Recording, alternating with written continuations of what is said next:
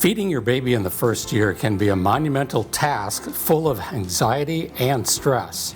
This is Toma Health Marketing Director Eric Price.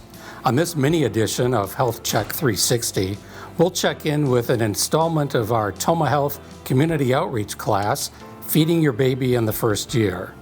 This class highlights ways to introduce solid food safely, navigate food allergies, plus reduce picky eating while replacing anxiety with joy during meals. Thank you for joining us. Welcome to Feeding Your Baby in the First Year. This is really helpful, and we're finding that this is a super valuable course for the people that have been coming, so we're glad that you're here. I'm a mom of two. I've got one on the way, and then this is my little Joanna. She's 2.5 now and very excited to be a big sister. So at Toma Health, I do inpatients and outpatients, but as outpatients, I also work with pediatric feeding. And so this is a little bit of what I do day to day, is help parents that might have difficulty with their kiddos with feeding or picky eating. We're gonna first talk about when. When do I know my child is ready to start eating those solids? How do I prepare that environment, and how often do I feed them? Like, what am I doing? Am I going for a full meal, or do I start with a little bit? So we'll explain that. What nutrition does my baby need? Presentation, how do I present the food? What textures are safest? How do I prepare the food? Different things like that. Risks and fears we'll go through at the end. So allergies, choking, food safety, and picky eating will kind of be how we wrap up our time. So we'll start with when. When is my child ready to start eating solids? Usually we look for that readiness around 6 months, 4 to 6 months, but your pediatrician will be really helpful in helping you decide if your child is ready at 4 or 6 months. You're gonna have checkups at 4 and at 6, and so they'll probably start talking about it at 4 months, and they'll look for some different milestones. And the big milestones are, can your child sit up independently? So this means your child can sit on their butt at a 90-degree-ish angle for a few minutes at a time without your help.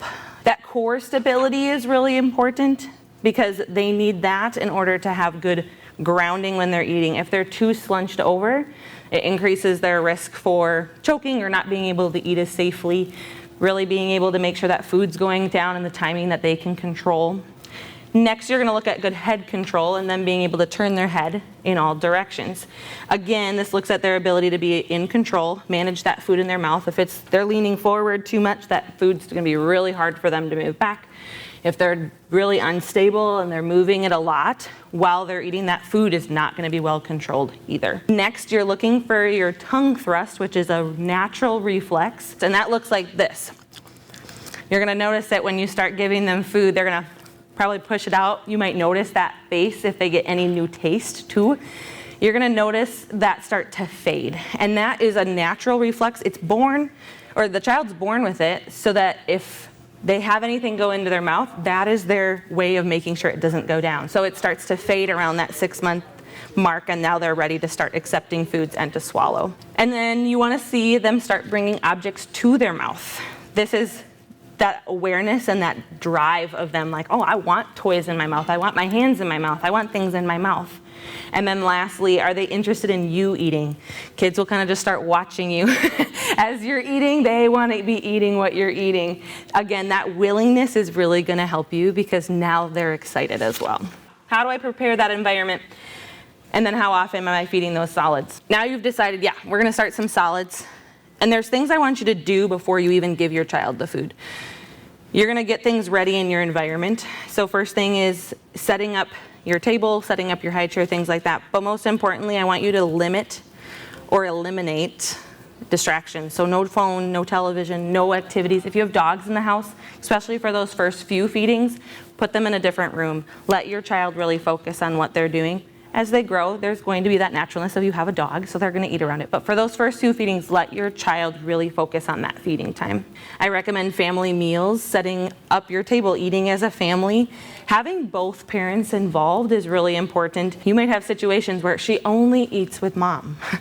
But if you're both there doing family meals frequently, maybe not every meal can be that way, but having that be a frequent thing, then they're just comfortable with both parents as well. Some equipment that you can make sure that you have. First thing is a high chair. And so we're gonna talk about this 90-90-90 rule. And so that 90-90 we talk about is 90-degree angles between the back and their legs, 90 degrees at their legs to their shins, and then 90 degrees from their shins to their feet, and having that foot support.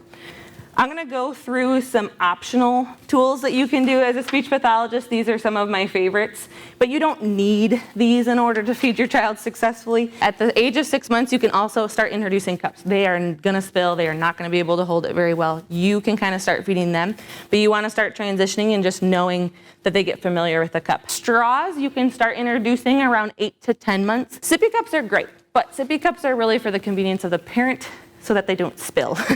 But straws you use forever. Look at how many people in this room have straws in their cups. We use it forever, so start introducing it right away. But what I do to teach kids how to drink out of a straw is you just squeeze this and the water is gonna come up, and it teaches them, oh, there's something in there.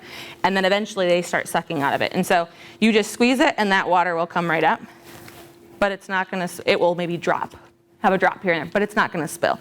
So you get the benefit of like a sippy cup of not spilling, but way more appropriate for them to start learning and transition to that from a cup as well. I have 2 different types of spoons on here.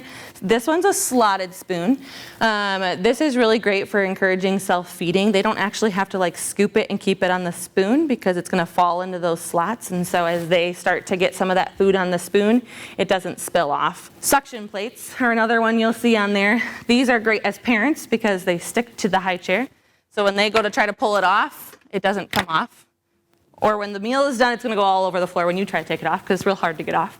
But also the high rim helps them learn how to start scooping. A flat plate, the food's just gonna slide all over the place. This gives you a natural rim for them to start learning how to feed themselves. Great bibs for kids because it will catch the food that they drop. My daughter would find it super exciting when she wanted more berries and I didn't have any more berries, but she looked down, she still had berries in here. So it teaches them to kind of pick up the food that they've dropped, but it saves the mess as well. That's equipment, that's your environment. Now you're ready to feed your kiddo. Thank you for viewing this edition of HealthCheck 360. At Toma Health, we're inspiring health, wellness, and balance for our community.